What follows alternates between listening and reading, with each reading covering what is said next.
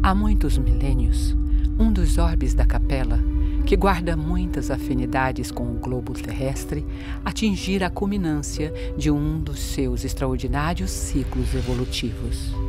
Alguns milhões de espíritos rebeldes lá existiam no caminho da evolução geral, dificultando a consolidação das penosas conquistas daqueles povos cheios de piedade e virtudes. Mas uma ação de saneamento geral os alijaria daquela humanidade.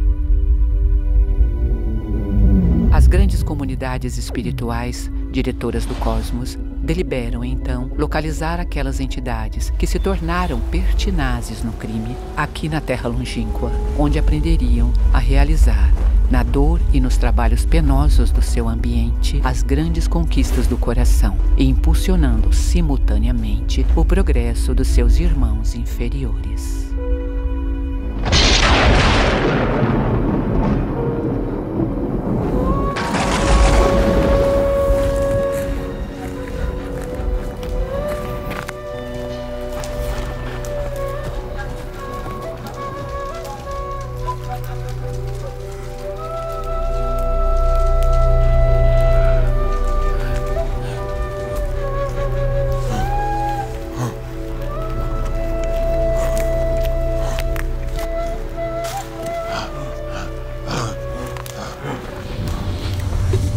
Na casa de meu pai há muitas moradas.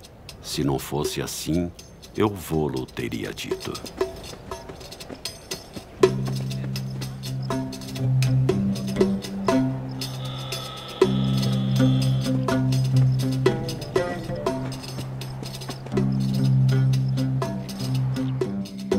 Vós sois deste mundo.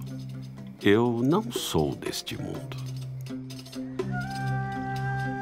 Muitos espíritos superiores vieram da capela para o planeta Terra. O fato de ser evoluído, você sabe que quando a gente reencarna, muita coisa se apaga.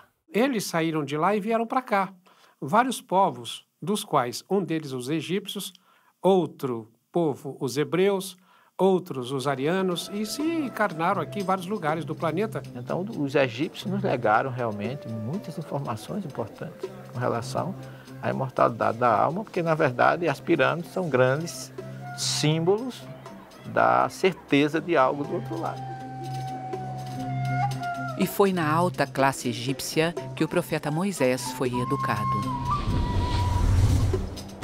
E deu a Moisés no monte Sinai as 2 tábuas do testemunho, tábuas de pedra, escritas pelo dedo de Deus. Não matarás.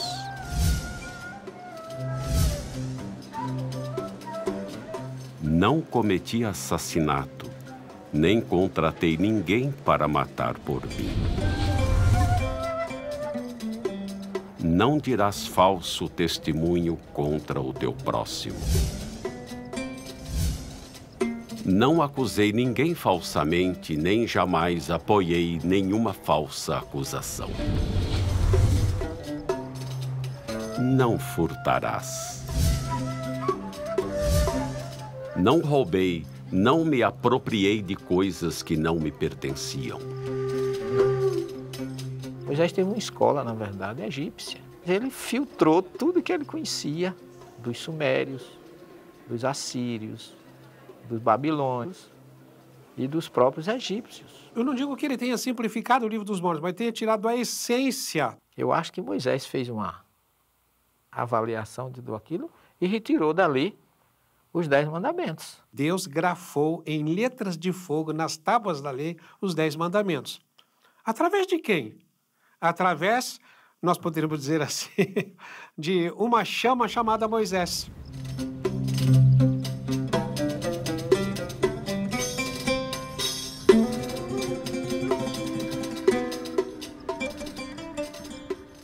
Todos os fenômenos que aconteceram em torno de Moisés foram fenômenos espirituais que ele, na verdade, foi o grande canal para o monoteísmo, para a implantação do monoteísmo no mundo. Então, ele ouvia e escrevia. Existe muita coisa mundana na Bíblia, muito sangue, muita guerra, muito adultério, mas a gente tem que separar o que é divino do que é humano na Bíblia, do que é material do que é espiritual. A Bíblia não contém erros. Nós erramos ao interpretá-la. Nós nos equivocamos ao interpretá-la. Por isso que é preciso saber quando foi escrito, por quem foi escrito, para quem foi escrito e qual a situação política, social que envolvia o fato que a Bíblia está narrando. Imagine Deus me pedir para eu sacrificar o meu filho. Não sacrifique bodes nem nada, nem carneiro, vai sacrificar o seu filho.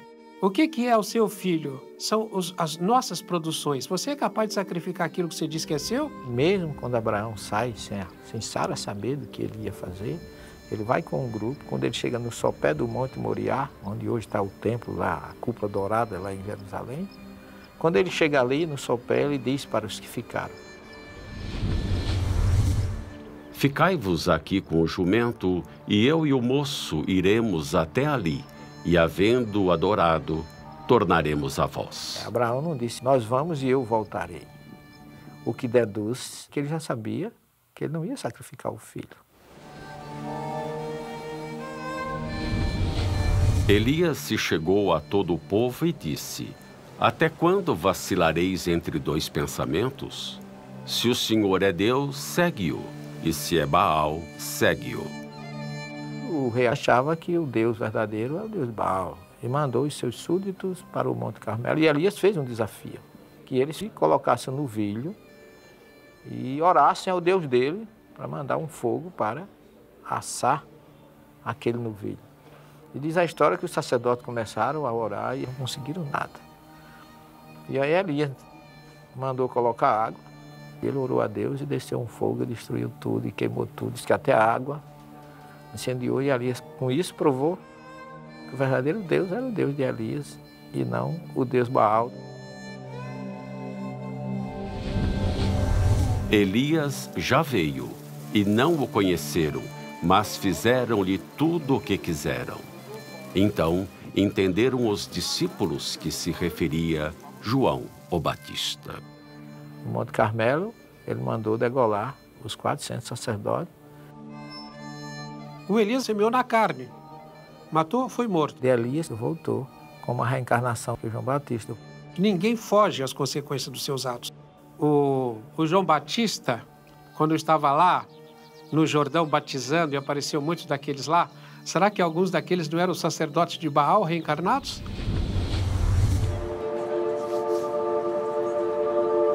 E surgirão muitos falsos profetas e enganarão a muitos. O Vaticano. Daqui partem importantes decisões da religião cristã com maior número de fiéis. A Igreja Católica dos dias de hoje estende ações de evangelização, de promoção social e assistencial em todas as partes do mundo. Mas o catolicismo já teve seus anos de escuridão. anos em que atuou na modificação da história cristã, visando atender a interesses mundanos. Roma e a Igreja Católica, no passado, estiveram juntas por objetivos nada cristãos. Foi na Anatólia, atualmente a Turquia, que se deu início ao processo de manipulação da história de Jesus, que se estende até os dias de hoje.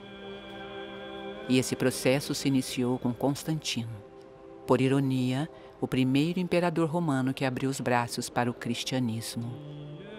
Até Constantino, o cristianismo foi cristianismo. Depois de Constantino, aquele cristianismo do primeiro, segundo, terceiro século não chegou até nós. E Constantino viu que havia uma corrente grande de seguidores de Jesus, que ele não poderia vencer, mas que ele se aliando e como imperador romano, e conseguia ser com isso, politicamente, a figura mais importante.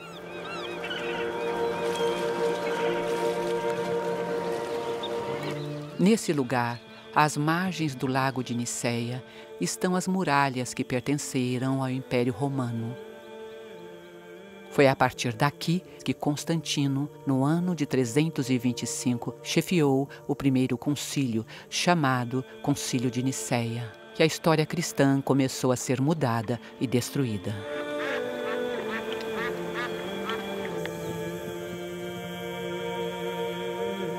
Atanásio foi um padre, ele era uma figura muito importante, mas ao mesmo tempo Atanásio ele legislava por cartas.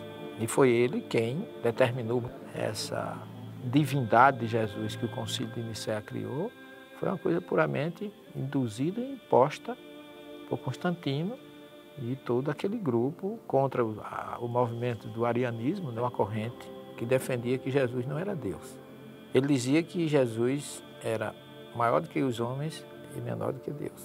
O que está compatível de acordo com o que falava toda a comunidade primitiva de Jerusalém, a comunidade discipular dirigida por Tiago, irmão de Jesus, e isso tem raízes e base no Evangelho.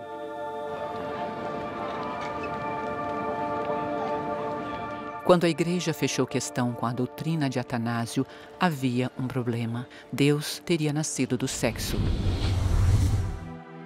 Eis que uma mulher jovem conceberá e dará à luz um filho e chamará o seu nome Emanuel. A virgindade física é até o momento que a mulher não conhece homem. No momento que ela conheceu, ela deixou de ser. Mas a pureza espiritual, ela existe antes, durante ou depois da mulher ser ou não ser virgem. Porque cá entre nós, se a gente analisar, existem muitas mulheres que são virgens, no entanto, a pureza espiritual é mínima. Porque brotará um rebento do tronco de Jessé, e das suas raízes um renovo frutificará. Jesus, para ser o Messias, tinha que ser descendente de Davi, porque o Messias tinha que ser primogênito. Veja que o Evangelho de Mateus começa dizendo: Abraão gerou Isaac, Isaac gerou a Jacó, Jacó gerou a Judá e seus irmãos, Judá usou Faré, Faré a Manassés, etc, etc, etc. E vai, quando chega lá em Jacó, gerou a José, aí vem o malabarismo para a questão da virgindade de Maria. Jacó gerou a José, esposo de Maria, da qual nasceu Jesus. Tirou José da jogada. Já o Evangelho dos Ebionitas, em hebraico, do original, diz assim: Jacó gerou a José, o pai de Jesus, chamado Messias. Maria não aparece. Porque se Jesus não for filho de José, ele não é o Messias. Olha a situação aí, como é que fica. Perante a visão judaica. Então a igreja, com seus concílios, agora voltamos à questão anterior, tentou manipular isso de tal forma que criou a virgindade antes, durante e depois, como se isso fosse importante fisicamente, para que Maria fosse a mãe de Jesus, como se o sexo fosse uma coisa impura. O sexo não é puro nem impuro. Puro e impuro é o que você faz do uso dele.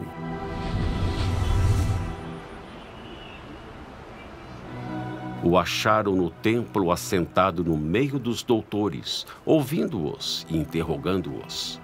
E todos os que o ouviam ficavam extasiados com a sua inteligência e com suas respostas. Situado na margem noroeste do Mar Morto, encontra-se o sítio arqueológico de Qumran, onde foram descobertos em 1947 os manuscritos do Mar Morto. um conjunto de papiros que são, de longe, a versão mais antiga e preservada do texto bíblico.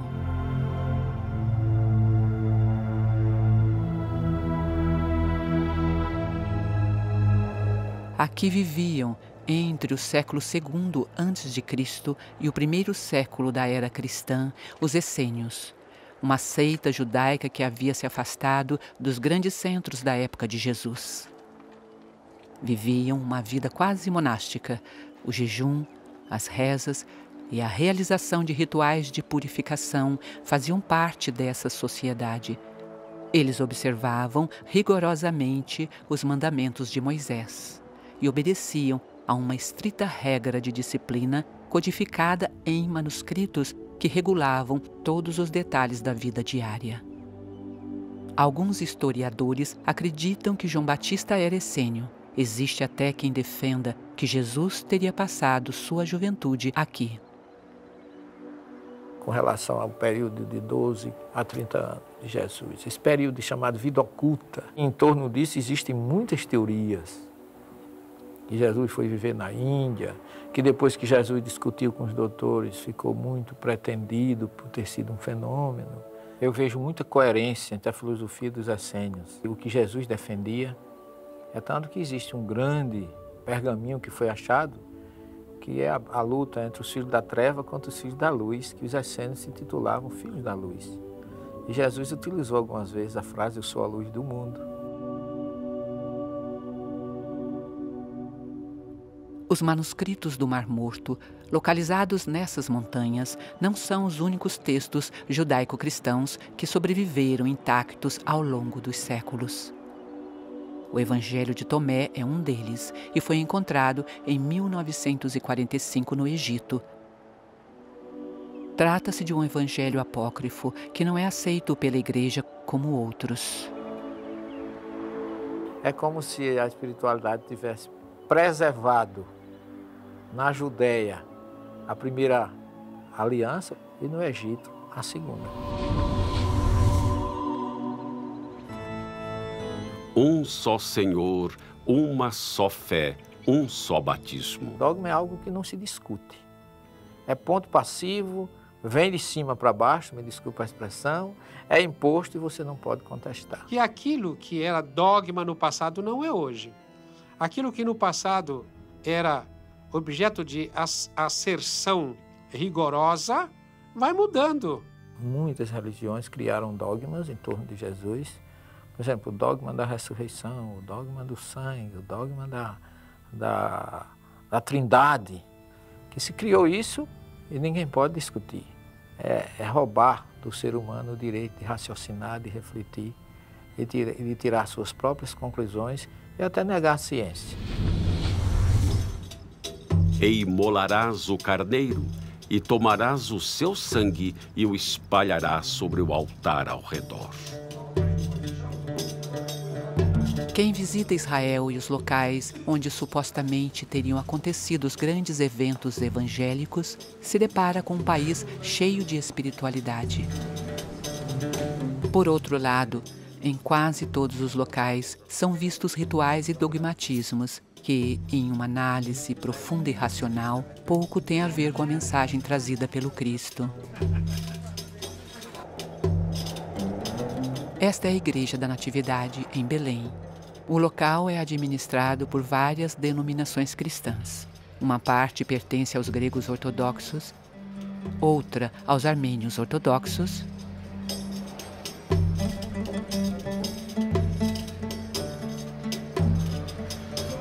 e outra aos católicos apostólicos romanos.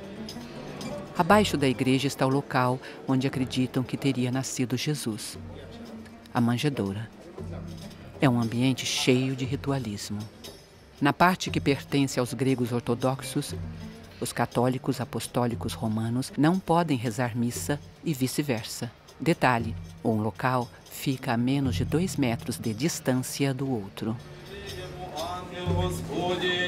И прият жену свою, и не знаешь и я, донде же роди сына своего первенца, и нарече имя ему. A limpeza, então, é quase uma missa. O ambiente só pode ser limpo quando os membros das outras denominações estiverem presentes. E ainda assim, cada um limpa um pouco o mesmo lugar.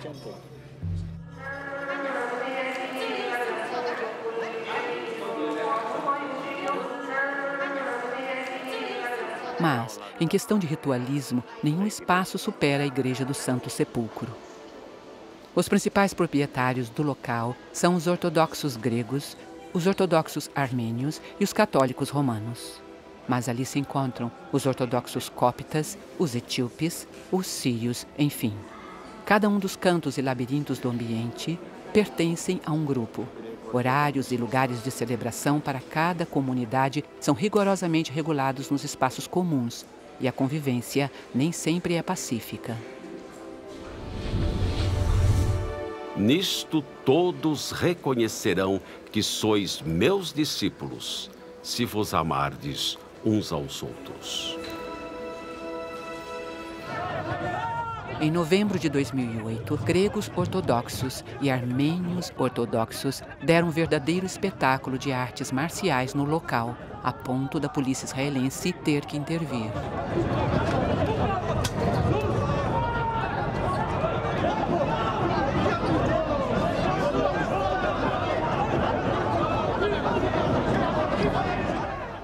E os problemas datam de muitos séculos.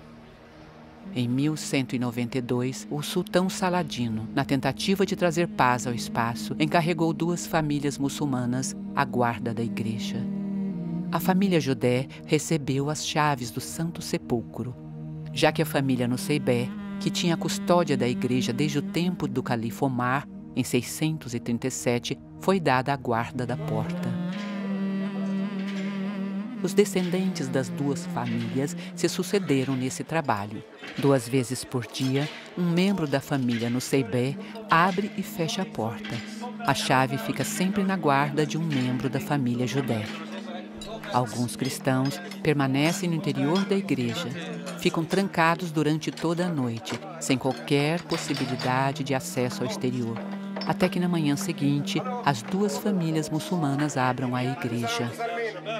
Isso tudo para impedir que um grupo cristão invada o espaço que pertence a outro. Quando orades, não sejas como os bajuladores, pois se comprazem em orar em pé nas sinagogas e às esquinas das ruas, para serem vistos pelos homens.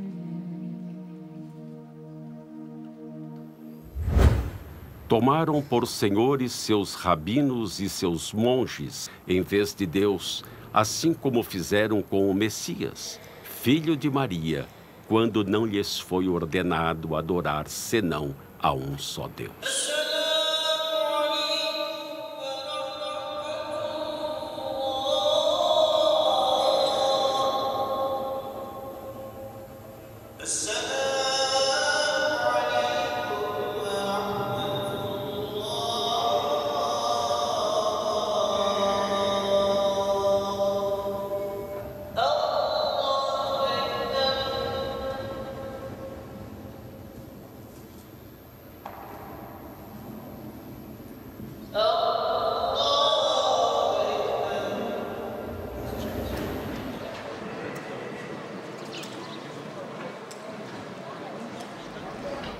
Jesus, em várias ocasiões, deu exemplos de que o verdadeiro ritual de adoração a Deus parte do interior da alma humana. Mas se por um lado ele era avesso aos ritualismos, por que teria aceitado o batismo? Quando Jesus aceita o batismo, não é que ele tenha sido batizado, é tanto que João disse que ele não precisava ser batizado. Mas ele precisava ser identificado. É como se Jesus estivesse ingressando numa outra fase. A partir dali começa uma outra fase. Essa é a questão que a gente tem que colocar. Porque o próprio Jesus nunca batizou.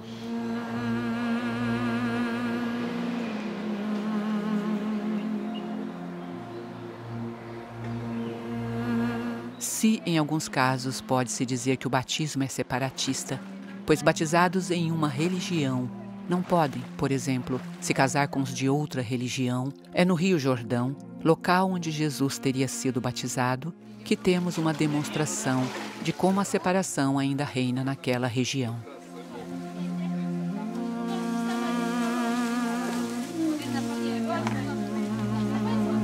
Nesse trecho, o rio Jordão é bastante estreito e separa duas nações, Israel do lado de cá e a Jordânia do lado de lá.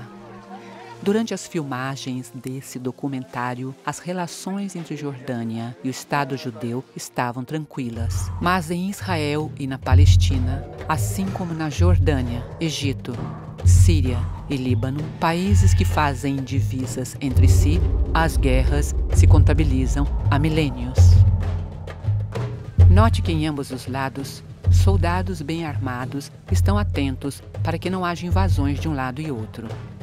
Esse controle de fronteira é algo normal e necessário em qualquer país do mundo, se não fosse aquela região o que é em sua história, pois ali não existe apenas um controle de fronteiras, mas também e principalmente a preocupação de que pessoas ligadas a grupos extremistas radicais religiosos entrem em Israel com armas e bombas com intenções belicosas.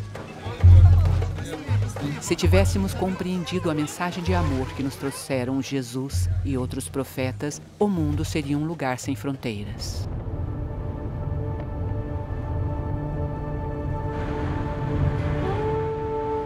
Em Jericó, região sob a administração palestina, encontramos o Monte da Provação. Lugar que coincide com os relatos evangélicos que citam a quarentena que Jesus teria passado ali, sendo provado por Satanás. No monte, você tem uma visão fantástica de tudo que pode existir no planeta Terra. Porque você avista a cidade de Jericó, você avista oásis, você avista o deserto, as montanhas e o Mar Morto. Então você tem um panorama de tudo que existe no planeta. Resumidamente, está ali. Então o que é que acontece? Jesus, olhando aquela paisagem, com o poder que ele tinha, e sendo ele quem era, se ele quisesse, ele seria possuidor de todos os reinos do mundo, porque estava simbolizado na visão que ele estava tendo. Jesus não foi tentado, ele foi provado. Ele passou por uma... Que provação? Não através de uma figura criada pelo homem, chamada de Satanás. Porque Satã, em hebraico, significa opositor. Não é um ser. É uma ideia contrária, é algo que tem que acontecer. E isso é bem visto lá em Cesareia de Filipe, quando Jesus disse que precisava ir para Jerusalém e ser entregue na mão do sacerdote, sofrer e ser crucificado. E Pedro disse que não ia deixar que isso acontecesse. E Jesus disse: Afasta-te de mim, Satanás, porque não compreendes as coisas que são de Deus, mas as que são dos homens. Não que Jesus estivesse chamando Pedro de Satanás, mas que Pedro estava com ideia contrária àquilo que tinha que acontecer. Afasta-te de mim, ideia contrária. Eu não vim para isso. Meu reino não é deste mundo. Então eu não posso aceitar isso. Agora veja bem, colocar que isso foi Satanás que ofereceu a Jesus é uma incoerência muito grande. Quer dizer, eu respeito quem pensa assim, mas eu não entendo, por uma coisa muito simples. Se Satanás existisse, ele seria a pessoa menos qualificada para se aproximar de Jesus. Onde tem luz não pode ter trevas. E muito menos oferecer alguma coisa a Jesus que ele não tinha. Porque se Jesus era o Filho de Deus, então por herança ele tinha direito a todos os reinos do mundo. Então não precisa Satanás lhe oferecer absolutamente nada. Então Jesus começa a pensar aquilo ali, refletir sobre o que ele poderia optar de aceitar ou não aceitar.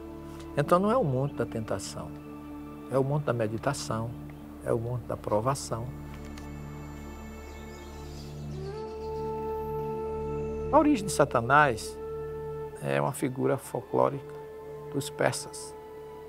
Satanás representa o deus do mal. Os persas trouxeram o zoroastrismo. E o zoroastrismo é uma religião que é baseada no dualismo, o Deus do bem e o Deus do mal. Em tudo que se faz na vida, há uma opção. E Jesus deixou ali, para nós, a lição de que a gente deve optar pelo espiritual.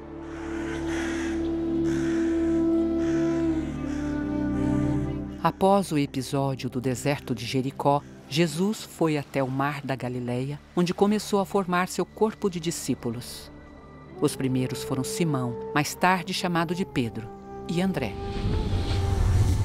E andando junto do mar da Galileia, viu Simão e André, seu irmão, que lançavam a rede ao mar, pois eram pescadores. Outros 2 pescadores foram recrutados por Jesus, os irmãos Tiago e João. E passando dali um pouco mais adiante, viu Tiago, filho de Zebedeu, e João, seu irmão, que estavam no barco consertando as redes. E logo os chamou. A seguir, identificou Filipe, Bartolomeu e Tomé. Na sequência, foi a vez de Levi, conhecido como Mateus, um coletor de impostos. E depois disto, saiu e viu um publicano, chamado Levi, assentado na recebedoria e disse-lhe: segue-me. Foram ainda incorporados ao grupo Tiago, filho de Alfeu, Judas Tadeu e Simão o Zelote, conhecido como político ou revolucionário que lutava contra os romanos. E, finalmente, aquele que teria um dos mais importantes papéis na implantação da Boa Nova de Jesus, Judas Iscariotes. Por que ele não foi para a Judéia, ele foi para a Galileia? Por que é que ele começa numa região da antiga Palestina, pobre, discriminada, com gente pobre, discriminada e doente? Sem cultura nenhuma, analfabeta a maioria, por uma coisa muito simples. Do ponto de vista material, se você for ensinar alguma coisa a mudar conceito de quem já tem conceito, é difícil. Você vem e segue-me. Pedro e os outros largam as redes e seguem Jesus. Estavam esperando. Preparou um a um para a missão. Isso eu acho que foi a grande importância. E como líder, ele não mandou ninguém fazer nada. Ele ia na frente, fazendo, ensinando. 4 eram pescadores de peixes. Depois de serem chamados por Jesus, todos se transformaram em pescadores. Vinde após mim, eu vos farei pescadores de homens.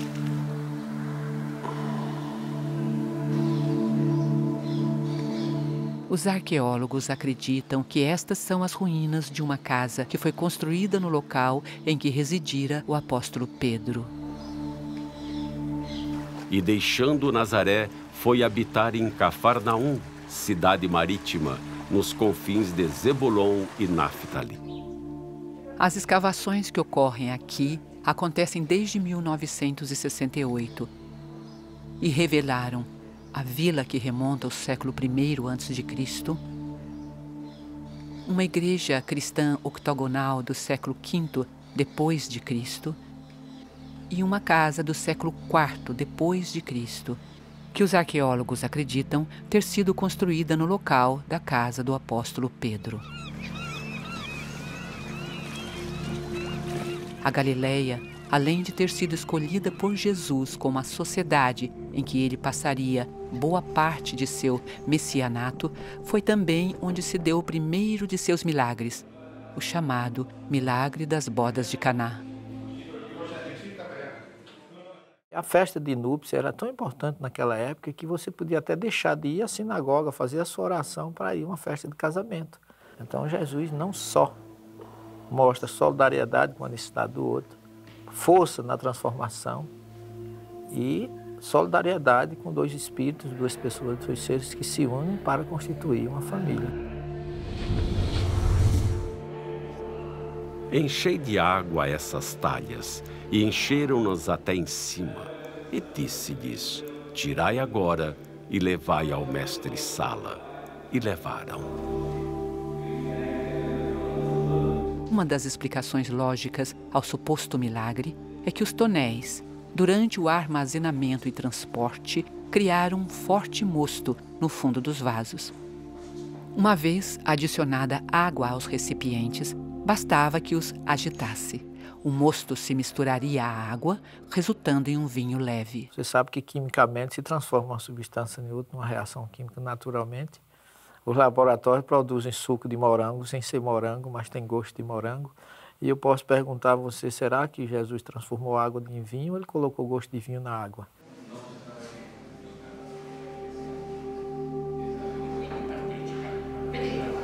Assim como em boa parte dos locais em que se acreditam que os grandes eventos evangélicos aconteceram, aqui também fora construída uma igreja.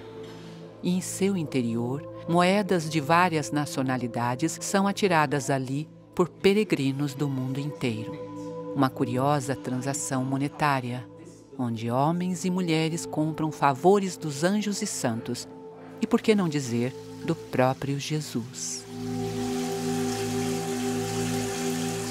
São vários os lugares ditos sagrados onde existe o câmbio divino. O ser humano, ele se aproveita de tudo para fazer essa mercantilização. O dízimo foi criado para o templo, para atender os sacerdotes e os levitas, sobretudo os levitas que não receberam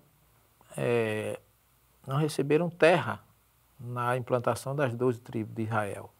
Então, como eles não receberam, as 11 tribos que receberam pegavam o que eles chamam de Maaser, que vem de Esra, em hebraico, que é 10, que seria a 10ª parte do que se lucrava em agrícola, e levava para os sacerdotes, para os levitas, para as viúvas e órfãos. E ainda que tivesse feito tantos sinais diante deles, não creram nele.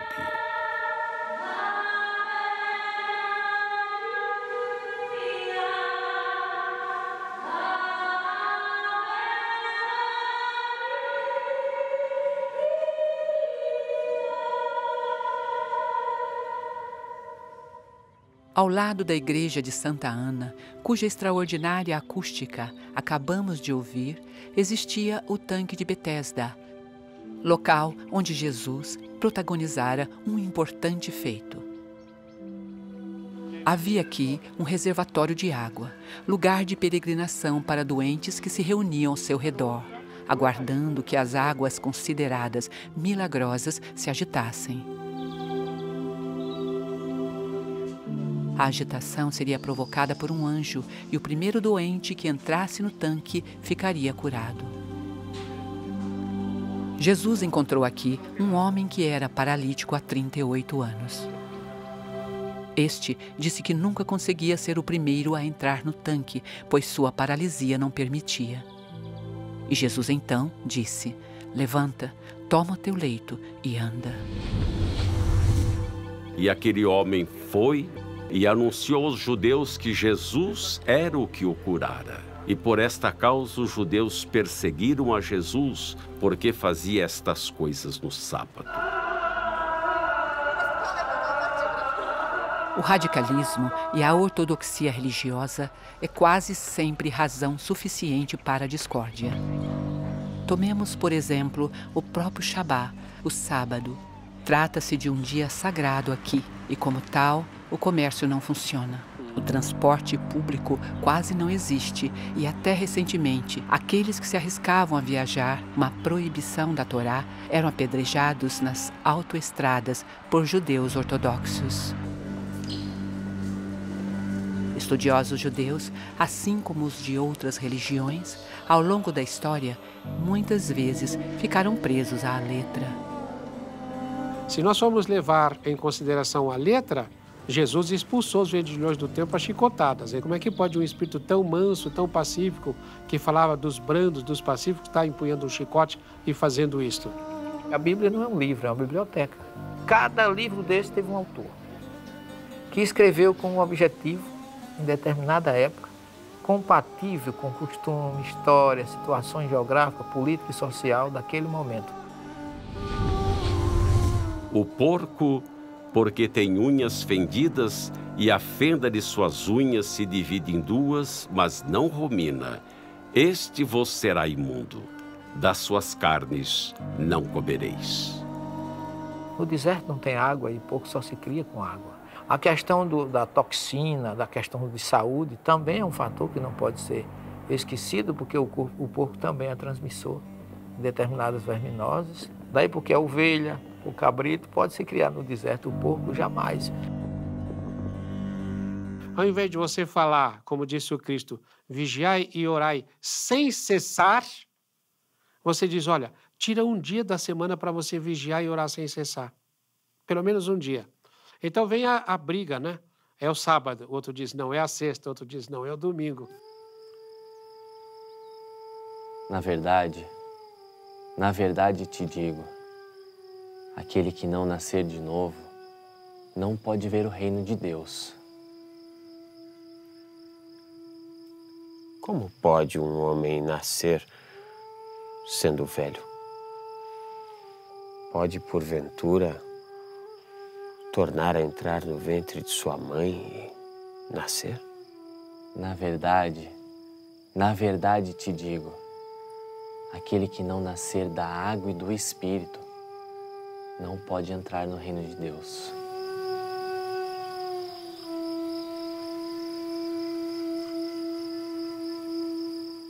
Esse diálogo de Jesus com Nicodemos, que fala bem explicitamente da reencarnação, só que não fala a palavra reencarnação, mas nascer de novo.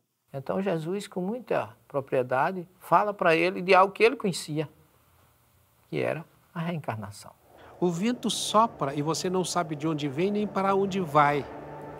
Assim é o Espírito. Por que você não sabe de onde ele vem? Porque ele já existia antes de vir. E você não sabe para onde vai, porque ele vai continuar existindo depois de passar por essa encarnação. E se ele veio uma vez e passou, por que ele não pode voltar uma segunda vez? Tudo na natureza se repete. Há o ciclo das águas, depois vem a primavera, verão, outono, inverno e tudo se renova. Tudo na natureza, o sol vai e vem todos os dias. Veja só, se não há reencarnação, quando é que o espírito é criado? Na hora do nascimento.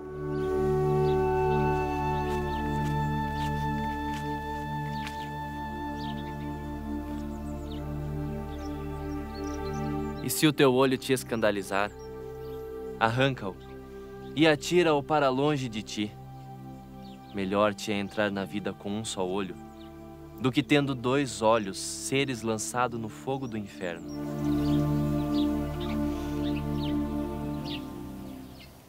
Ele está falando para vivo ou para morto? Ele está falando para pessoas vivas aqui. Então você entrar na vida cego qual? Se não tiver reencarnação, na vida espiritual cego? Só pode se entrar cego noutra vida. Se Deus é justo, por que é que ele vai dar fortuna a um e pobreza a outro, beleza a um, feiura a outro, saúde a um, doenças a outro? Então Deus seria injusto e a única forma de explicar a misericórdia divina é através da reencarnação.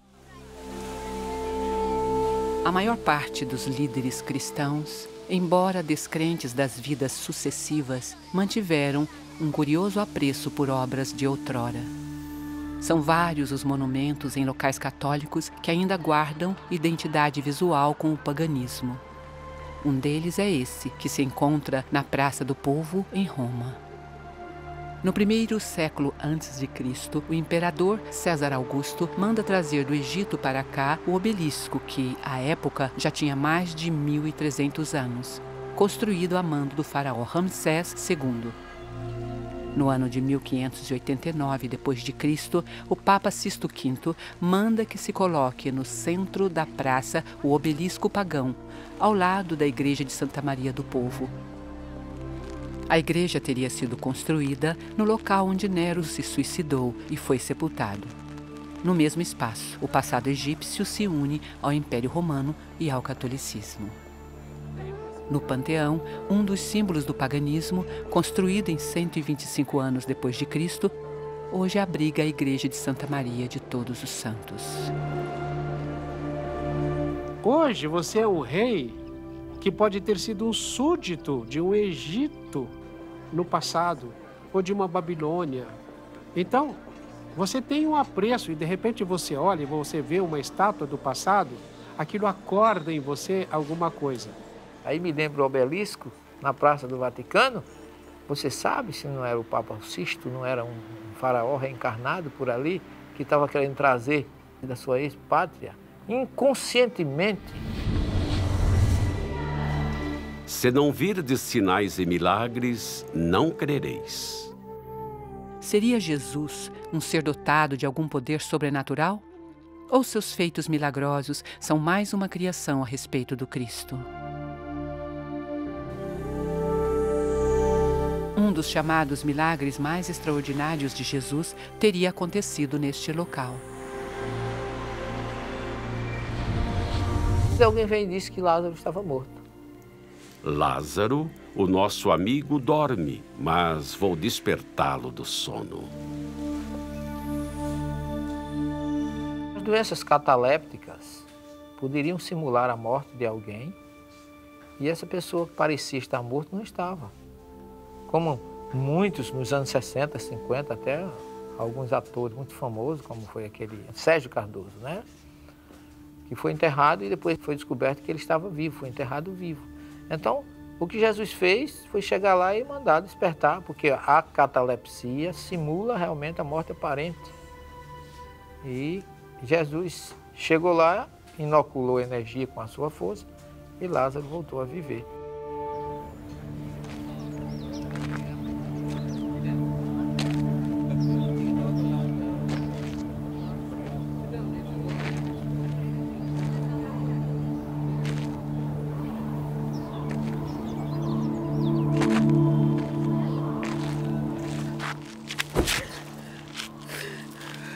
Mestre, esta mulher foi apanhada no próprio ato adulterando.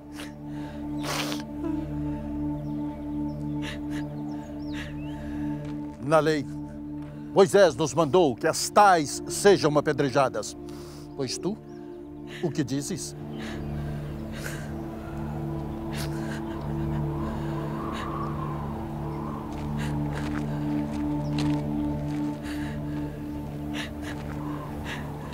Aquele de entre vós que está sem erro, que seja o primeiro que atire pedra contra ela.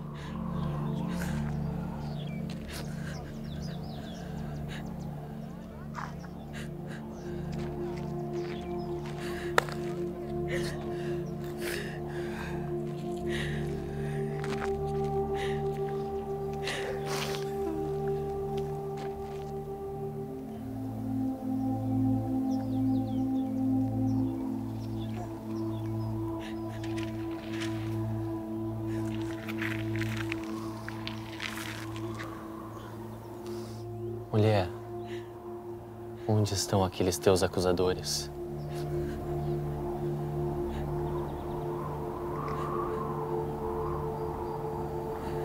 Ninguém te condenou? Ninguém, Senhor. Nem eu te condeno. Vai-te. E não erres mais.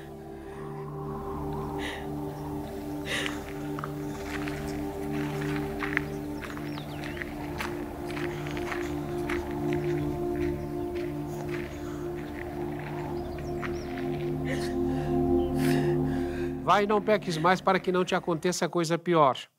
Ele está falando ali de causa e efeito, tá dizendo, olha, isso que aconteceu com você foi em razão de alguma coisa que você fez no passado.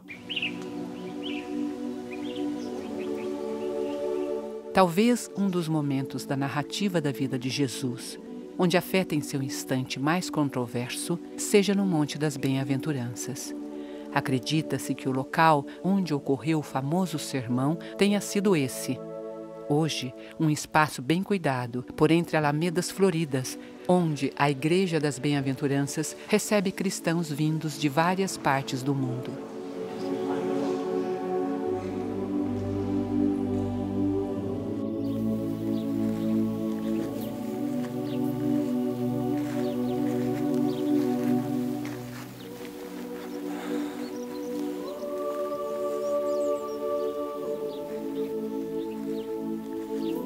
Avante!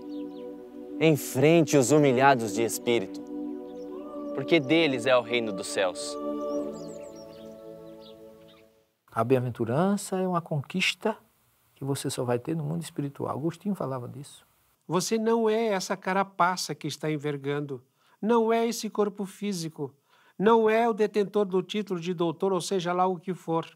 Não é nem o detentor de uma identidade sexual, essa ou aquela.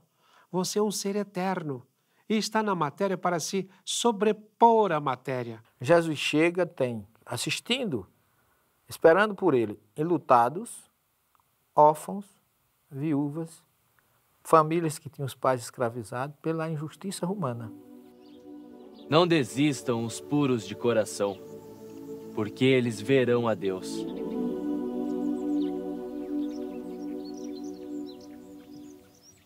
O romano estava humilhando, porque para o judeu, passar por aquilo era uma humilhação.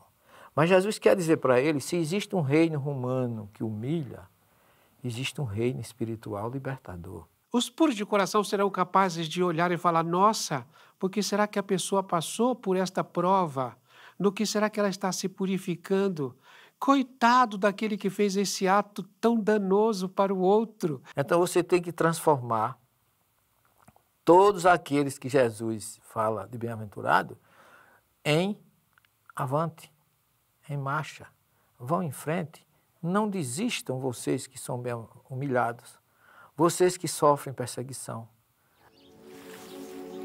Em marcha os mansos, que eles herdarão a terra. Esse discurso de Jesus não é um discurso de reação, é um discurso de ação, mas ação positiva. Jesus não ensinava ninguém a reagir, ele ensinava as pessoas a agir. Não desista, os que promovem a vida receberão a vida. Em compensação, os que promovem a morte receberão a morte. Ele podia dizer, se armem, reajam, matem os romanos que matam vocês. Não, promova a vida, porque quem promove a morte, recebe a morte. Onde estão os romanos hoje? Não desistam os que têm fome e sede de justiça, porque eles serão saciados. Então você vai entender por que você gerou as causas nesta vida, por que você está sofrendo coisas que você não gerou nessa vida, por que você nasceu assim, nasceu assado. Uma coisa é você dizer para alguém que está sofrendo que ele é bem-aventurado porque sofre, ou então que ele persevere, que ele confie no amanhã, na misericórdia divina, porque sim, ele vencerá todas as dificuldades e a bem-aventurança virá. O Sermão da Montanha é o discurso mais lindo que existe no planeta, né? Que brilhe a vossa luz. Senhor, ensina-nos a orar, assim como também João ensinou aos seus discípulos. Pai nosso, que és dos céus.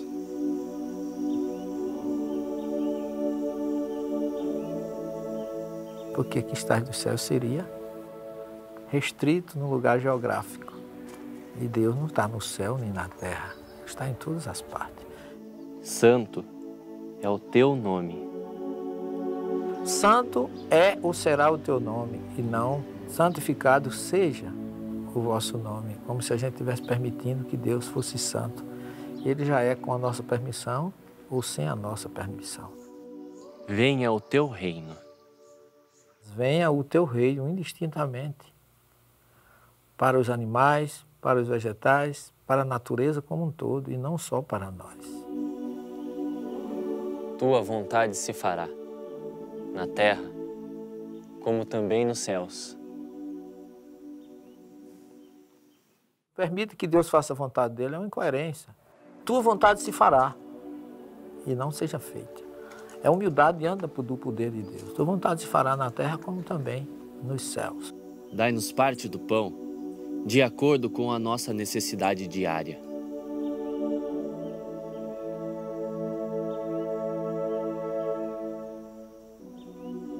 E não o pão nosso de todos os dias me dá hoje, não. Porque Jesus não podia pedir a comida do mês todo para um dia só, quando ele ensinou que a gente não deve se preocupar com o dia de amanhã no mesmo sermão, porque cada dia tem o seu quinô. Perdoa os nossos erros.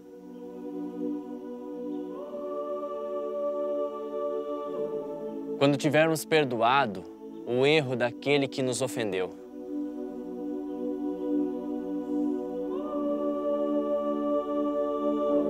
O meu perdão está condicionado que eu já tenha dado. Eu não posso pedir perdão se eu não perdoo ninguém. Quando você vê pessoas que dizem, faz 20 anos que isso aconteceu e quando eu me lembro ainda sinto um mal-estar. A vontade de se vingar ou de desejar. Quando você perdoa alguém, você tira um problema da sua mente. Você passa a ser feliz. Não nos deixeis entregues à provação, pois assim nos resgatas do mal. E não nos deixes entregues à provação. Então, por isso que ele diz, porque assim nos resgatas do mal, se a gente tiver em sintonia com Deus no momento da dificuldade. Então, essa oração ensinada no Monte das Oliveiras, que está lá em aproximadamente 106 placas hoje, 106 idiomas, É uma das orações mais belas que Jesus ensinou ali, na chamada Igreja do Pai Nosso.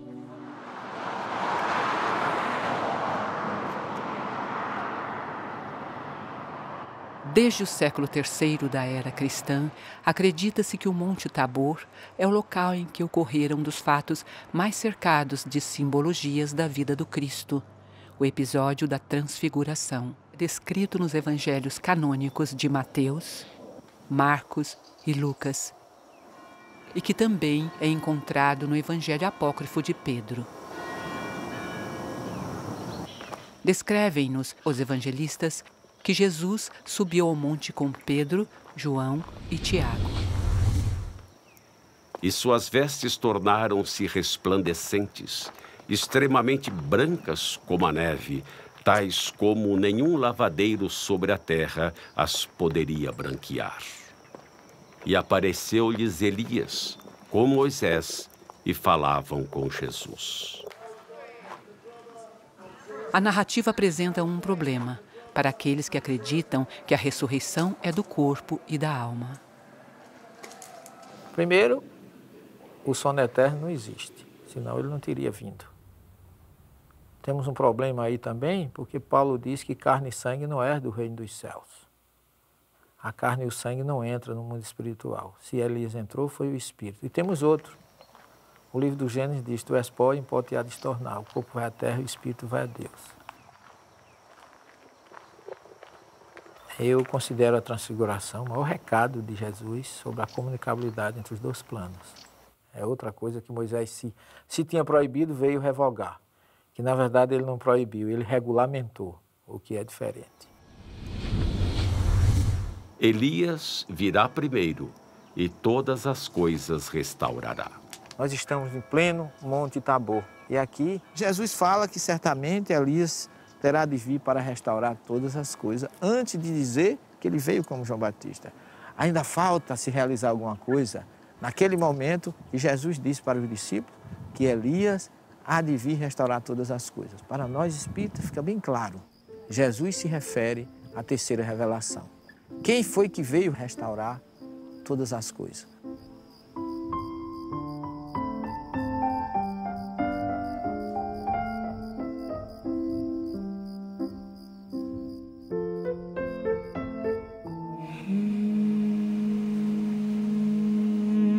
Em Israel, estima-se que 77% da população seja formada por judeus.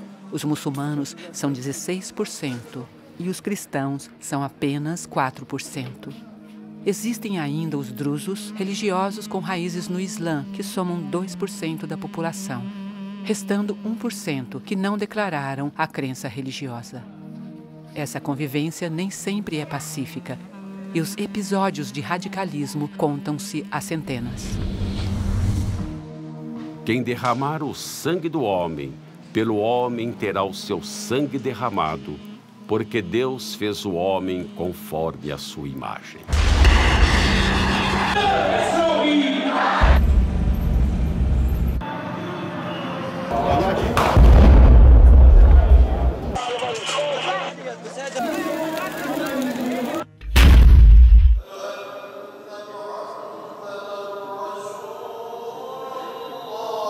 A oração chorosa que ecoa por toda Jerusalém poderia reverenciar as lágrimas que escorreram após tanto ódio ao longo dos milênios.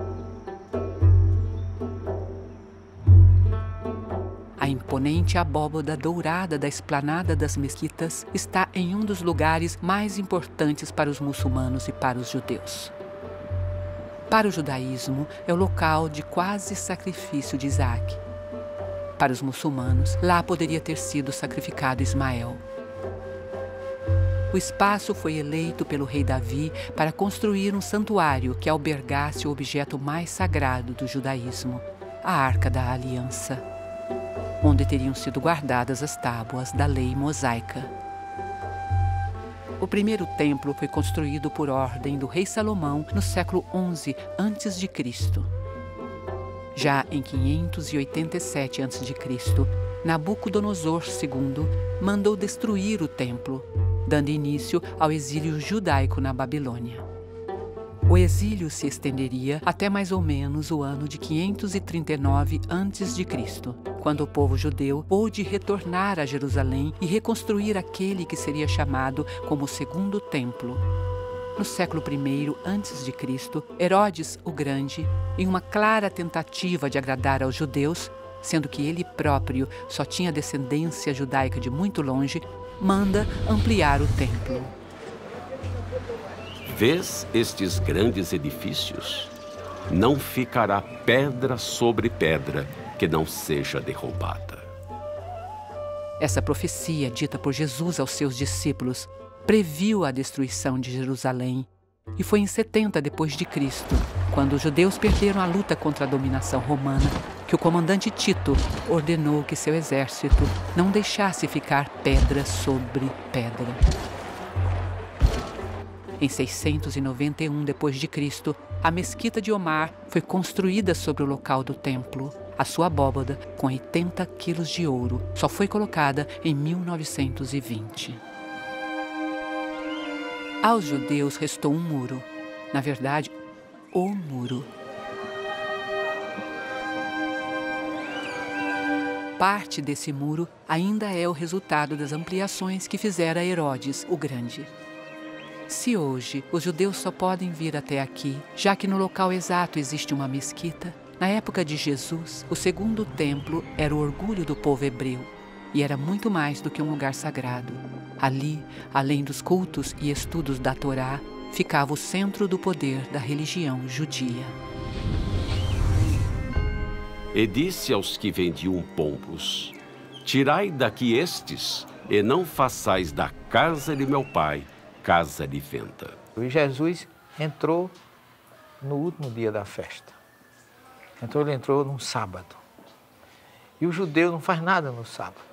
E na sexta-feira, em Jerusalém, a partir das 15, 16 horas, não se vende nem se compra absolutamente nada.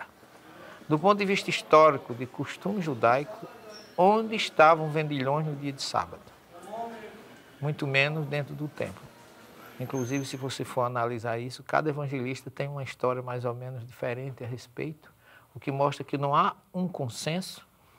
E eu entendo que essa história pode ter sido criada posteriormente por alguém que não conhecia o costume judaico. Se o teu corpo é templo, é casa de oração e não covil de ladrões. Quem são os ladrões que precisam ser expulsos?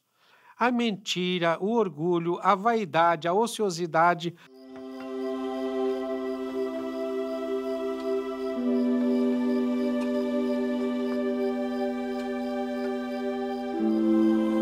Esse é o local em que acredita-se que teria acontecido a última ceia, descrita pelos 4 evangelistas canônicos. Aqui existem vestígios de construções bizantinas do século V, de cruzados do século XI e de muçulmanos que no século XII expulsaram os cruzados.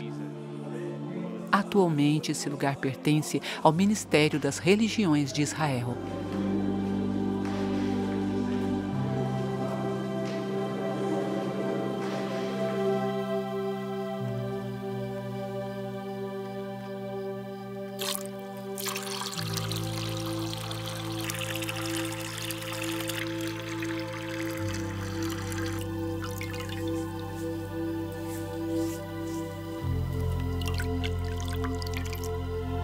Aquilo ficasse como um sinal para que aquele que quiser ser o maior seja o servidor de todos. Vem a prece, o que há de mais belo na Santa Ceia é a prece quando ele fala, né? Pai, eu quero que você os abençoe para que eles sejam um entre si, como eu sou um convosco, e sendo um entre si, eu vou ser um com eles, e se sou um com eles, nós viremos e vamos fazer morada no coração deles, vamos fazer morada neles.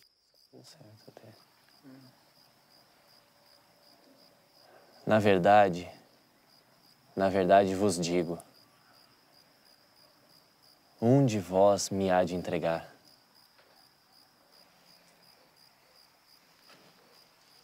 Senhor, quem é?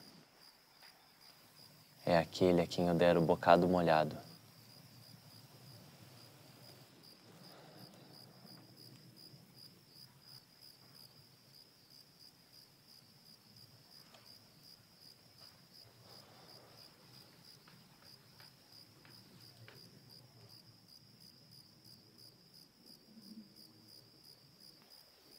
que fazes, faze-o depressa.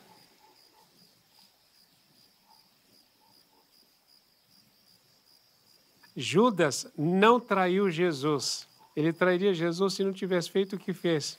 Essa visão do judeu ainda hoje é que o Messias seria um guerreiro e que libertaria o povo de Israel em qualquer situação de opressão. E Roma oprimia. Então ele via naquele momento que ele entregando Jesus, as pessoas iriam se revoltar e havia uma grande revolução e Israel se libertaria. Mas aí o que acontece? O Cristo mostra para ele que o reino não é deste mundo. Quando ele vai perante Pilatos, ele tinha que fazer, tinha que ser ele, foi escolhido por Jesus para isso. Porque nós nos esquecemos que o projeto era de Jesus e não de Judas. E se aquilo não acontecesse, não teria acontecido a identificação de Jesus como Messias. Foi por ele ter feito o que fez que nós recebemos todo o ensinamento do Cristo.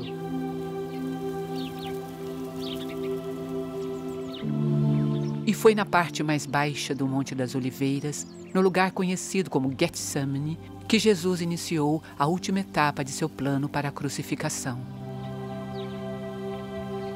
Ele sabia que não bastava ter ensinado, sabia que não seriam suficientes os milagres que fizera. O ser humano queria sangue e ele estava disposto a dar.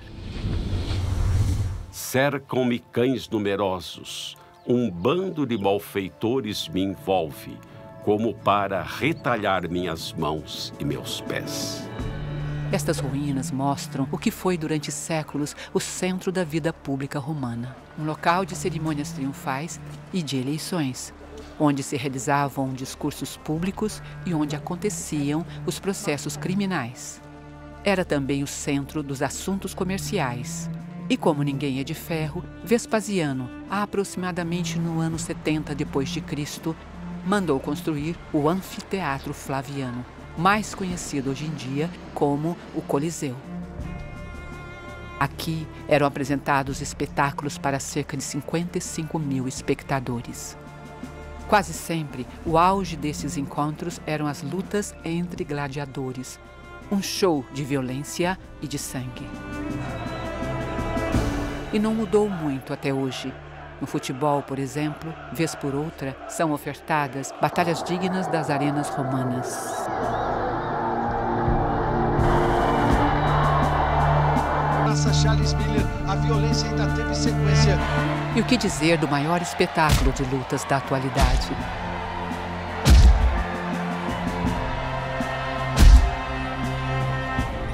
E os jornalísticos, então? Nada como um belo e bom crime para vender exemplares e atrair propagandas.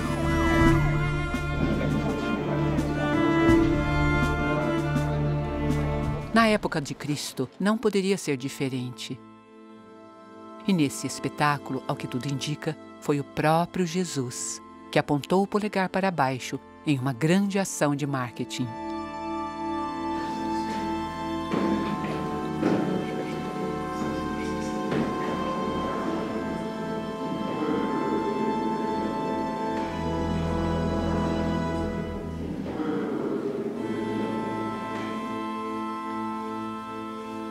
Roma permitia que as províncias dominadas tivessem a sua religião e organização social.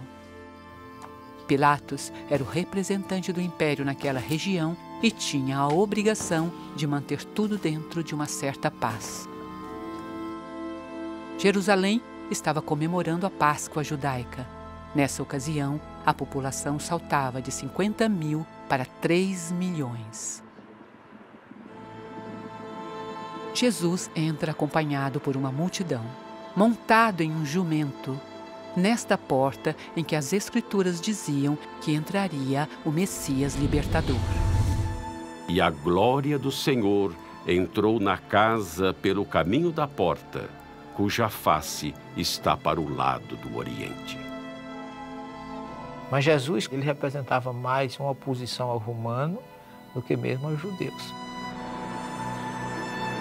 No século XII, para impedir a entrada do Messias anunciado, Saladino mandou que se fechasse o portão E anos mais tarde, muçulmanos fizeram do lado de fora um cemitério, pois as escrituras proíbem que um sacerdote judeu ande em cima do terreno onde esteja enterrado um morto. Porém, Jesus, o Messias predito nas escrituras, já havia entrado. E quando o fez, deixou Pilatos em uma complicada situação. E este lavou suas mãos para evitar uma agitação popular.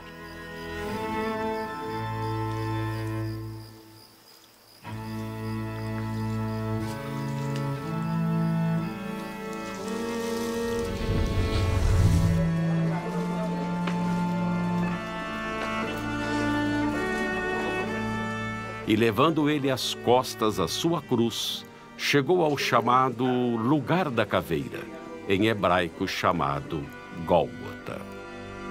Nessas paradas, né, quando caía, ele está dizendo assim para a gente: olha, você também pode cair algumas vezes, mas levanta, tá? Porque cada qual levará sua própria carga. Simão, ele seguia Jesus. E quando ele soube que Jesus foi preso e que estava naquela situação, ele foi acompanhar Jesus na Via Dolorosa. Quando Jesus cai, o Simão vai e não pega a cruz. Ele pega um braço da cruz e Jesus no outro braço. E os dois vão andando e carregando a cruz. Mais um grande ensinamento de Jesus para cada um de nós que devemos compartilhar e suavizar a dor alheia. Deram-lhe a beber vinagre misturado com fel, mas ele, provando-o, não quis beber. E ele recusa. É como se estivesse dizendo: olha, isso aqui não significa nada, é matéria. O vinagre e o fel, e tinha outras substâncias que aliviava, porque era uma espécie de entorpecente, um anestésico. Então esse sofrimento não tem importância, é matéria. Deixa eu passar por ele para mostrar para vocês que vocês não precisam fugir, não fujam. E foram crucificados com ele 2 salteadores, um à direita e outro à esquerda. Jesus vira-se e olha para o bom ladrão. Em verdade, eu te digo, hoje estarás um dia comigo no paraíso e não naquele mesmo dia, porque do ponto de vista cronológico, o próprio Jesus só foi no 3º dia. O ladrão não poderia ter ido antes dele. Deus meu, por que me desamparaste? Davi falou no Salmo 22, Jesus repete na cruz. Naquele momento, ele estava recitando o Salmo como se dissesse: olha, isso que está acontecendo aqui já estava escrito lá atrás. Em outras palavras, ele não estava se sentindo desprezado nem abandonado, mas ele estava se identificando com aquele Messias, aquele servo do Cordeiro, predito e profetizado por Davi. Me cercaram, até as minhas vestes estão sendo objeto de sorteio. Os soldados estavam ao pé da cruz sorteando as vestes de Jesus. Os que me olham meneiam a cabeça. A minha língua está presa ao palato. E depois há uma virada no Salmo em que ele fala: mas em ti confio. Do 23 começa como? O Senhor é o meu pastor e não me faltará. Concordo que foi uma forma de chamar atenção para todos. Inclusive, você observe que ele morreu fisicamente, mas se imortalizou espiritualmente.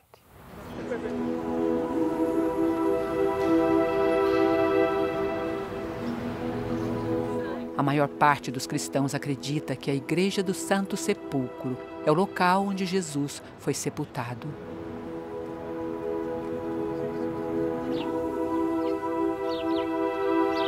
Já para cristãos ingleses, este é o lugar.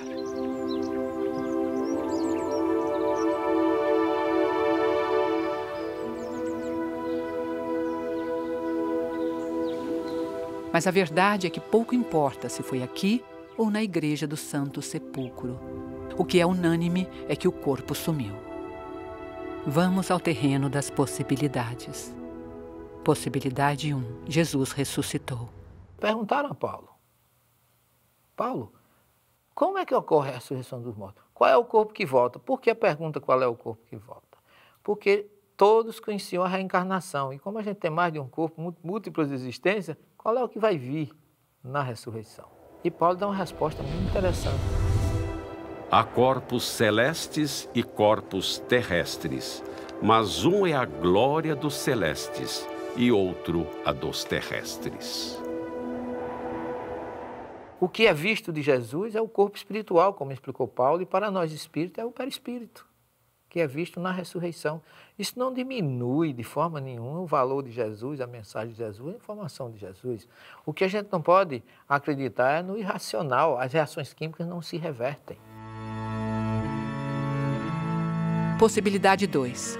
Conforme descrito na narrativa evangélica, os judeus procuraram Pilatos solicitando autorização de enviarem guardas para fazerem a segurança do túmulo. Defendiam que os apóstolos poderiam sumir com o corpo, transformando Jesus em um enviado ressuscitado. José de Arimateia, que era parente de Jesus, parente muito próximo, tinha importância que ele era, pertenceu ao Sinédrio, ele conseguiu de Pilatos, pela questão política, uma autorização para ele retirar o corpo de Jesus da tumba. Quando eles vão lá e encontram o túmulo vazio, é porque o José já tinha tirado o corpo. O que foi feito do corpo de Jesus fora do espírito é ter voltado à terra e ter sido degradado.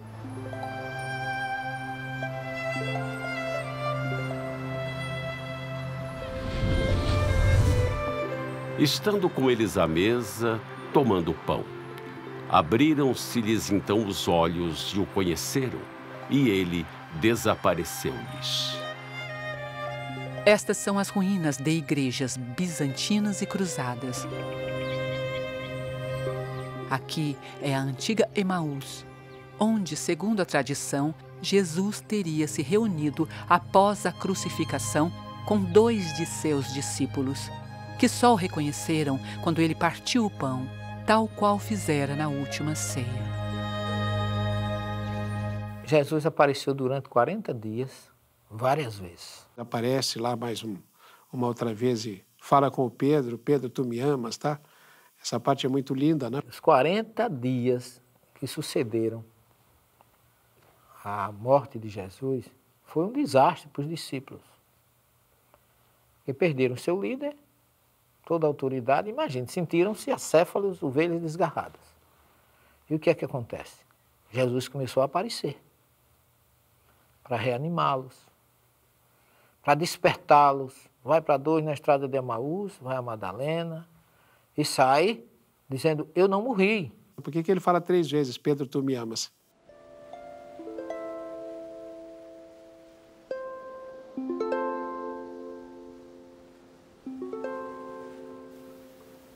Pedro, filho de Simão, tu me amas? Sim, mestre. Apacenta as minhas ovelhas.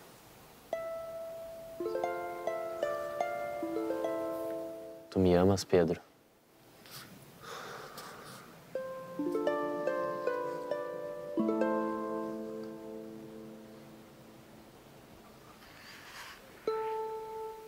Sim, mestre.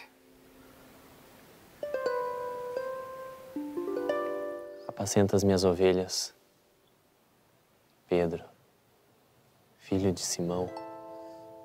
Tu me amas?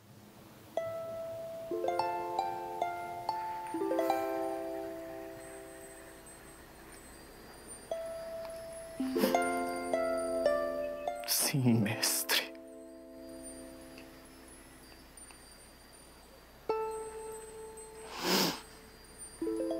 Tu sabes que eu te amo. Apacenta as minhas ovelhas, Pedro. Sim, mestre.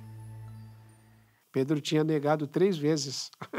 Então, ele estava ali como que cauterizando as feridas que existiriam no perispírito de Pedro, na mente de Pedro. Só que depois de 40 dias, 49, especificamente, 7 semanas, na festa do Shavuot, que em hebraico a palavra Shavua é semana, que o grego chamou de Pentecostes, 50 dias, aí Jesus vem de uma forma diferente. Ele não vem mais visto fisicamente.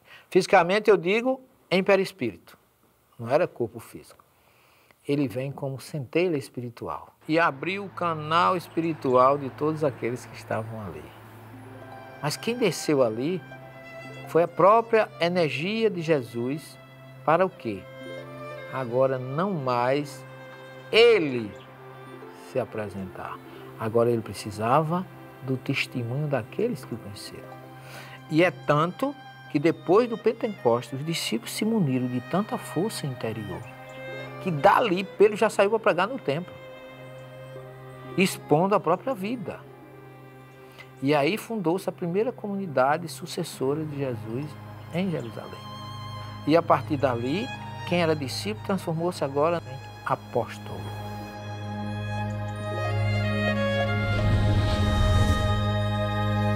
Ide por todo o mundo, pregai o evangelho a toda criatura. Após a partida física de Jesus, os apóstolos continuaram pregando e curando, tendo sido por várias vezes presos e torturados. Batizaram-se com o próprio sangue, como Jesus havia previsto. O único apóstolo que não teve uma morte violenta foi João. E mesmo diante de tanta crueldade, os primeiros cristãos deram continuidade na transmissão da Boa Nova e o cristianismo foi crescendo. Aliás, a propagação cristã para longe das fronteiras de Jerusalém e da Galileia deve muito ao Sinédrio e a Roma. Afinal, foi graças à perseguição destes que os discípulos deixaram Israel e a Palestina, levando em sua bagagem a Boa Nova de Jesus. Um dos países que recebeu estes primeiros cristãos foi a Anatólia, a Turquia dos dias de hoje. Um país que tem, atualmente, cerca de 95% da população de religião muçulmana. Por estas paragens, o Sermão da Montanha ecoou no coração de milhares de cristãos dos primeiros séculos. Os teatros romanos presenciaram as lâminas dos gladiadores, retalhando os corpos de homens e mulheres que seguiam os novos ensinamentos.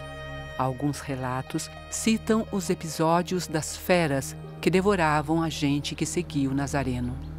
Um povo capaz de orar enquanto estava no auge de seu próprio suplício.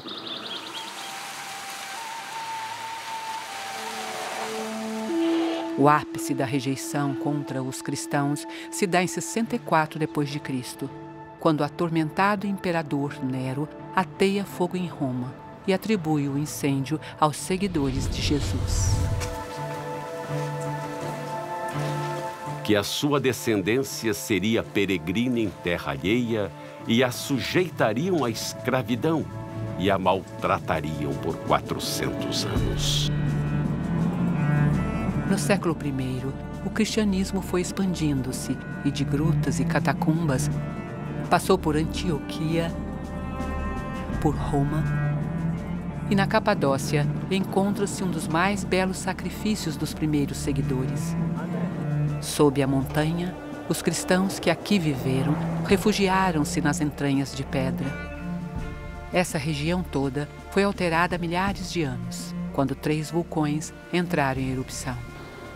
A rocha que se formou após o resfriamento da lava tem uma peculiaridade especial. Apesar de firme, ela se permite esculpir com alguma facilidade.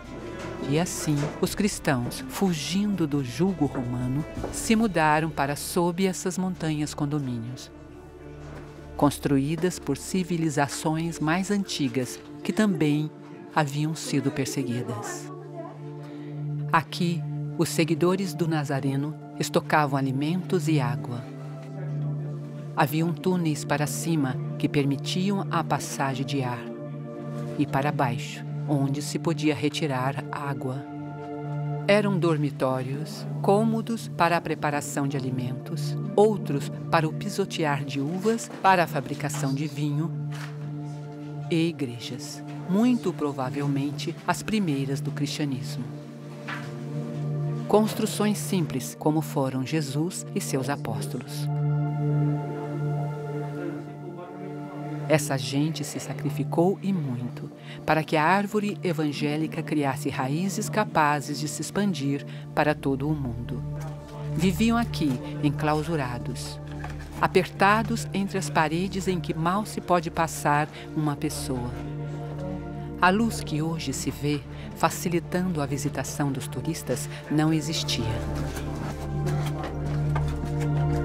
Viviam uma vida de futuro incerto.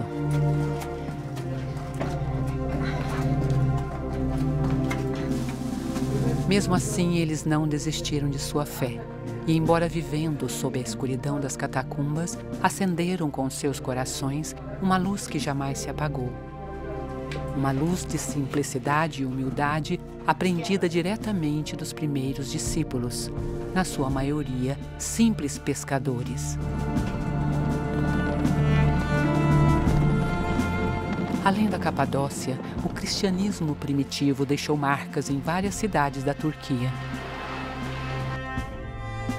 Felipe, muito provavelmente, perambulou por essas ruínas de Herápolis.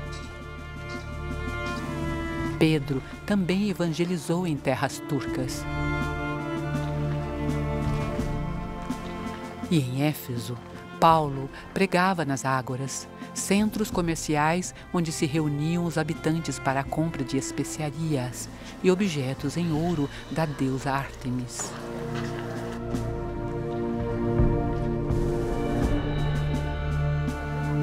Aqui, Paulo foi preso. Os comerciantes o acusaram de pregar contra os deuses romanos e prejudicar as vendas. Outro que esteve por terras turcas foi João, que mais tarde, na ilha Patmos, na Grécia, teve as visões proféticas do Apocalipse.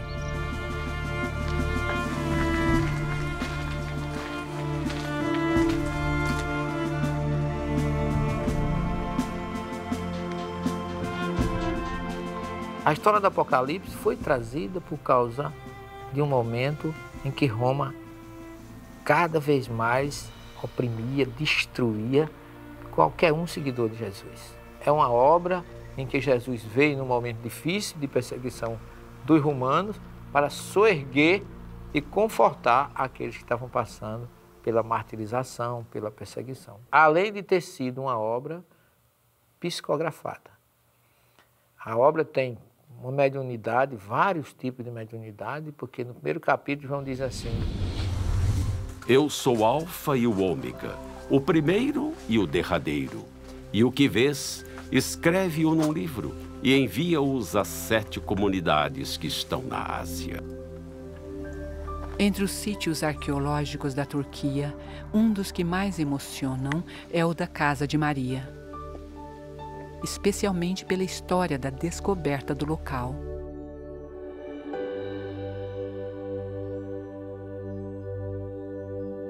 No início do século XIX, Ana Catarina Emmerich, uma freira católica alemã, enferma e febril, teve uma visão de onde seria o lugar em que vivera após a crucificação, Maria, a mãe de Jesus.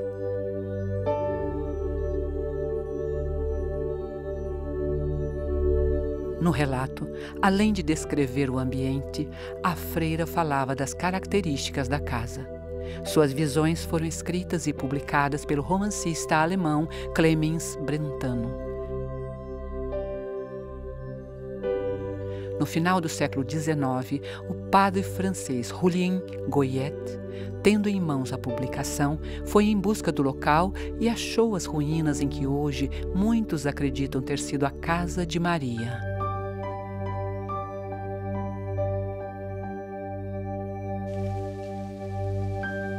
Defende-se que a casa é exatamente igual às descrições feitas pela freira. O que se encontra abaixo da linha vermelha são os resquícios originais da construção. desenterrados pela equipe que localizou os escombros. Já a parte de cima é uma restauração. Cristãos e muçulmanos reverenciam esse local como sendo aquele em que vivera seus últimos anos Maria, mãe de Jesus. A Igreja Católica Romana acredita que Maria permaneceu em Jerusalém. Porém, os livros de Atos e o Apocalipse deixam claro que João veio para a Turquia após a crucificação de Jesus. E o Evangelho de João cita ainda que o apóstolo foi eleito por Jesus como filho de Maria. Disse a sua mãe: mulher, eis aí o teu filho. Depois disse ao discípulo: eis aí tua mãe. E desde aquela hora o discípulo a recebeu em sua casa. O que mais impressiona naquela que poderia ter sido um dia a casa da genitora de Cristo é a singeleza e a simplicidade do local. Singeleza que foi uma constante na vida de Jesus, um homem que escolhera viver na humilde Galileia, mas que, por outro lado, às vezes, apresentava uma comunicação de difícil compreensão até para os doutores da Judéia. Aquele Consolador, o Espírito da Verdade, que o Pai enviará em meu nome, esse vos ensinará todas as coisas e vos fará lembrar de tudo quanto vos tenho dito. Mensagens que passaram a ser explicadas a partir do século XIX, quando um educador francês, pedagogo respeitado pela corte e intelectualidade europeia, resolveu estudar os encontros das mesas girantes. Hippolyte Léon Denisard Rivaio foi informado que um fenômeno curioso estava se demonstrando na alta classe francesa. Pessoas se reuniam e faziam perguntas às mesas, e estas respondiam, elevando-se ao ar de forma extraordinária e batendo ao chão. Uma batida para um sim e 2 batidas para um não.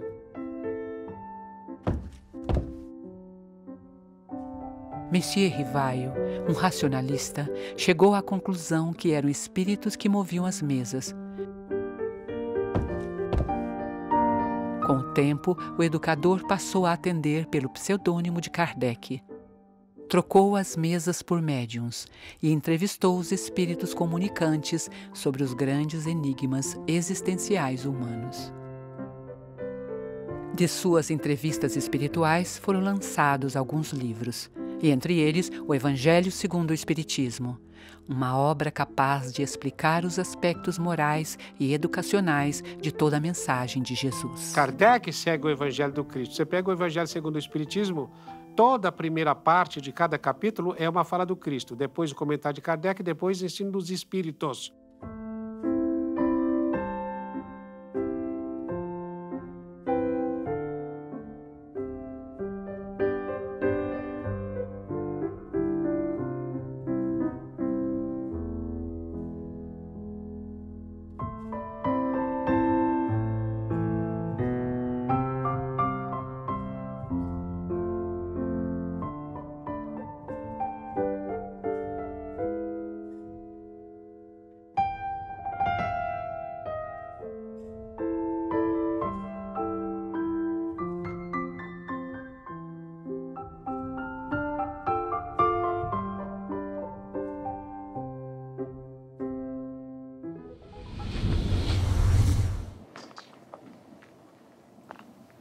Entre ti não se achará quem consulte a um espírito adivinhador, nem mágico, nem quem consulte os mortos.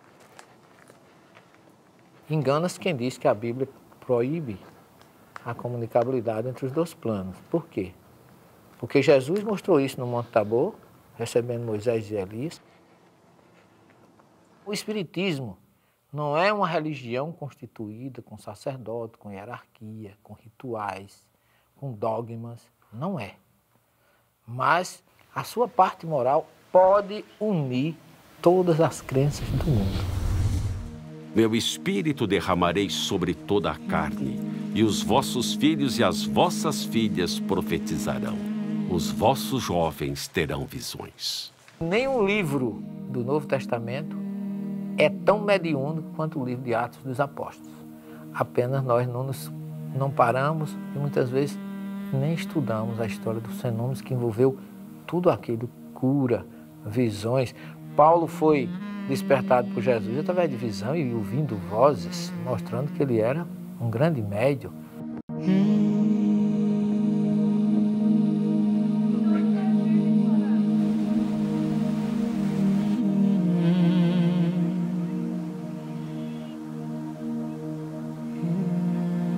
A Santa Ceia é a nossa ceia com Ele. Se você não deixar o Cristo lavar os seus pés, os seus caminhos não ficarão limpos. E se você não tem pés lavados pelo Cristo, é outra vez, né? O Cristo entrando no templo que é a sua vida.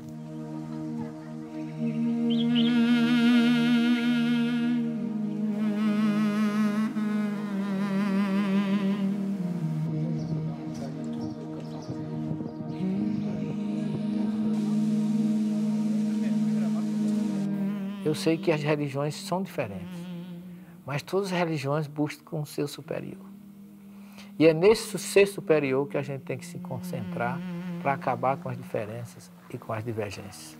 Então, eu acho que está no momento de que todos nós, independente de religião, darmos as mãos e ouvir o clamor de Jesus, dizendo a todos nós, Shalom, paz.